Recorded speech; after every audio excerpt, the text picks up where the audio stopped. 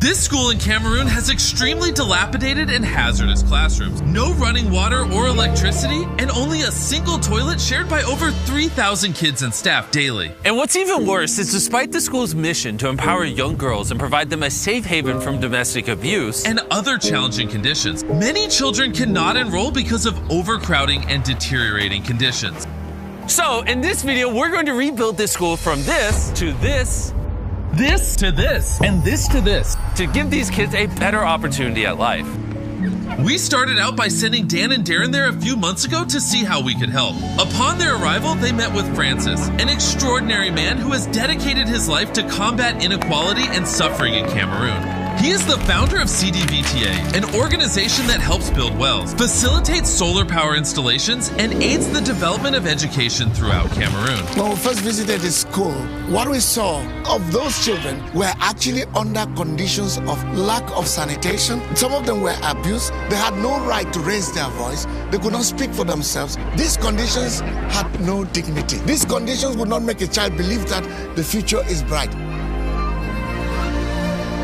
The kids that are in the school are sitting in classrooms that are literally made out of scrap wood. I've been shooting in one of these classrooms for 5 minutes and my face is literally dripping with sweat. I can't imagine what it must be like to sit in here for an hour-long lesson and learn.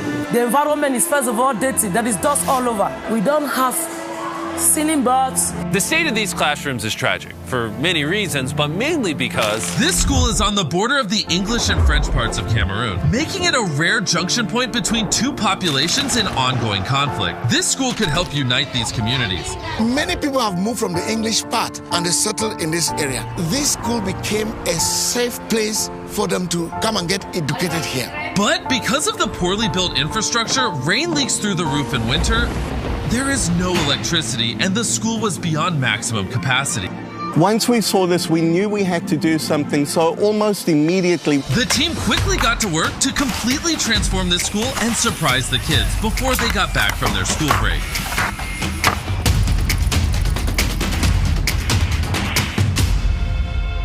And before the kids returned from their holidays, Darren and Dan went to visit their brand new classrooms.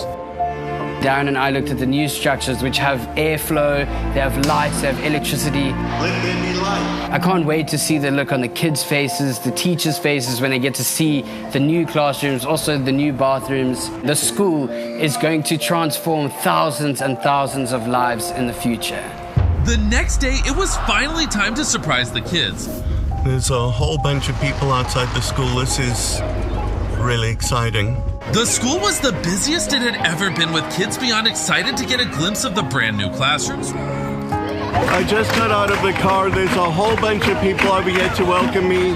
This is a little bit crazy. The headmaster then led Darren to the new classrooms where he would officially cut the ribbon and declare the new school open.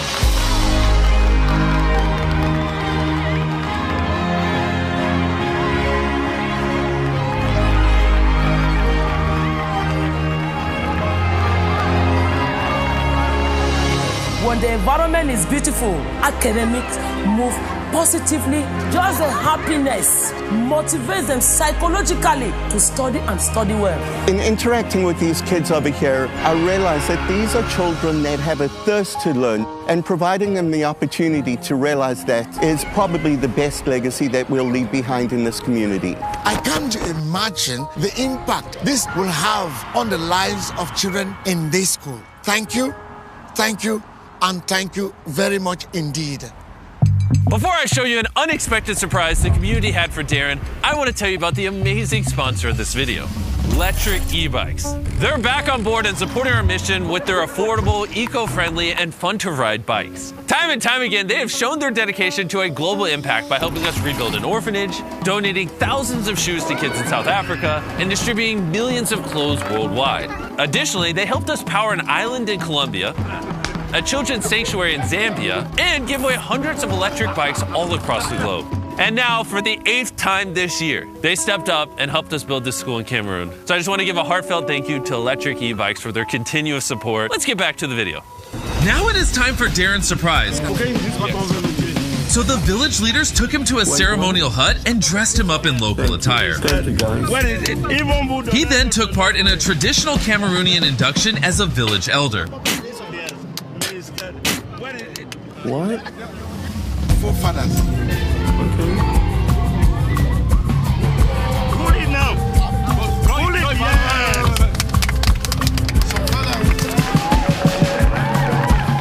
I've just been honored as a chief in the village.